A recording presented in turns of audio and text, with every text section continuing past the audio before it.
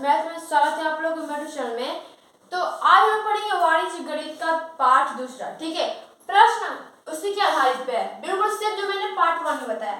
जैसे फार्मूला बता रखा है मैंने, बिल्कुल फार्मूला में इसको भी सॉल्व करेंगे, लेकिन इसको विस्तार से करेंगे।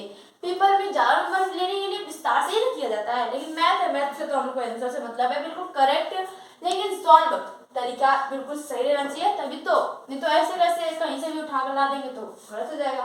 चलिए प्रश्न पढ़ते हैं। तो प्रश्न दिया है 2000 का 10% वार्षिक ब्याज की दर से एक वर्ष का मिश्र धन, ठीक है, एक वर्ष का मिश्र धन वार्षिक ब्याज की दर से, वार्षिक से 10% है। तो मान लीजिए पूछ दे अर्धवार्षिक में कितना देना पड़ेगा, तो एक वर्ष में देना है, लेकिन अर्धवार्षिक यानी 6 महीना में देना है।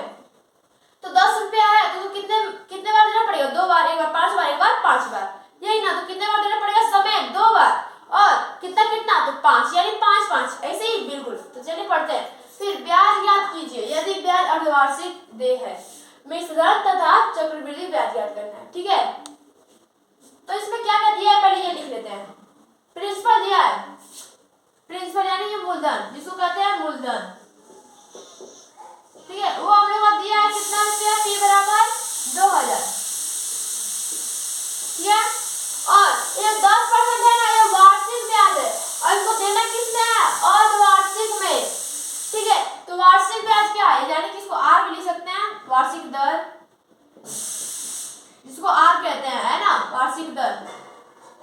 यहाँ पे लिख देते हैं r को, बराबर कितना परसेंट है? 10%। लेकिन और जब आधा वर्ष में देना तो कितने बार देना पड़ेगा? 2 बार, यानी 5-5%, यानी क्या लिखेंगे? अर्धवार्षिक। ठीक है, अर्धवार्षिक में कितने बार देना पड़ेगा? लेकिन कितना देना पड़ेगा? 5-5%, यानी 5%। और लिखेंगे अब नीचे समय, यानी इसको कहते हैं यन, समय यन। दिया कितना है? 1 वर्ष, लेकिन देना किसमें है? 1 वर्ष में तो चाहे तो एक ही बार दे सकते हैं 10 डायरेक्ट, लेकिन देना 2 बार है, यानी कितने बार देना है? 2 बार, यानी कि 2 छमाही। ठीक है, 2 छमाही, ये हम लोगों का समय। ठीक है, अब इस पे ही प्रश्न को सॉल्व करेंगे। तो प्रश्न क्या हम लोग का ज्ञात करना क्या है? अभी हम लोग मिश्र धन ज्ञात नहीं हुआ, तो क्या ज्ञात करेंगे? कैसे लिखेंगे?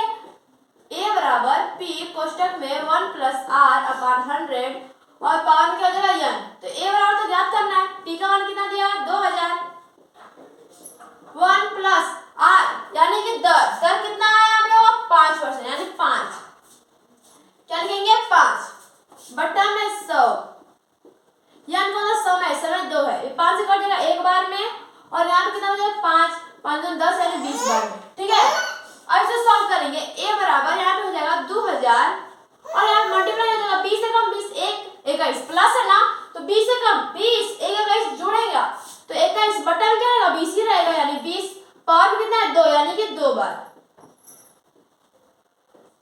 ठीक है, और यहाँ से एक ये कट गया और ये भी कट गया, किससे? इन दोनों से। और इसे क्या करेंगे? गुणा करेंगे। क्या करेंगे हम लोग? गुणा। यहाँ पे क्या है? 20 है, और यहाँ पे 21 है, और यहाँ पे भी 21 है, तो गुणा करेंगे तो हम लोग को मिलेगा, यहाँ पे गुणा कर लेते हैं ना, 20 है, 20 से कम 20, और 20 दूर कितना होगा? 40।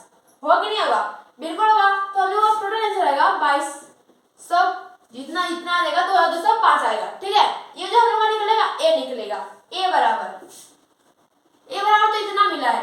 अब ज्ञात क्या करना है हम लोग को? मिश्र धन, ये तो मिश्र धन ज्ञात हो गया, एक ज्ञात हो गया, और चक्रवृद्धि ब्याज भी ज्ञात करना है। तो चक्रवृद्धि ब्याज बराबर क्या होता है? हम यहाँ पे लिखते हैं चक्रवृद्धि ब्याज बराबर मिश्र धन माइनस मूलधन। तो मिश्र धन कितना आया हम लोग का? 2205 रुपए, यही आया ना। और मूलधन,